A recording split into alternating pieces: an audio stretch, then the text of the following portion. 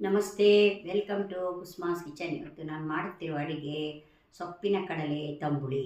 ಇದಕ್ಕೆ ಬೇಕಾಗಿರೋ ಸಾಮಾನುಗಳನ್ನು ನೋಡೋಣ ಬನ್ನಿ. ಅರ್ಧ ಕಪ್ ಸೊಪ್ಪಿನ ಕಡಲೆ, ಸ್ವಲ್ಪ ಉಪ್ಪು, ಸ್ವಲ್ಪ ಸಾಸಿವೆ, ಸ್ವಲ್ಪ ಜೀರಿಗೆ, ಮೆಣಸು, ಅರ್ಧ ಮೆಣಸಿನಕಾಯಿ, 2 ಚಮಚ ತೆಂಗಿನಕಾಯಿ, ಅರ್ಧ ಕಪ್ ಮೊಸರು, 2 ಚಮಚ ತುಪ್ಪ, ಸ್ವಲ್ಪ ಇಂಗು. ಮಾಡುವ ರೀತಿಯನ್ನು ನೋಡೋಣ ಬನ್ನಿ. ಮೇಲೆ ಬಾಣಲೆಯನ್ನಿಟ್ಟು ಅರ್ಧ ಚಮಚ ತುಪ್ಪ ಹಾಕೋಣ. ಜೀರಿಗೆ, ಮೆಣಸು, ಮೆಣಸಿನಕಾಯನ್ನು ಹುರಿಯೋಣ. ತೆಗೆದುಕೊಂಡು ಈ ಕಡಲೆಯನ್ನು ಹಾಕೋಣ.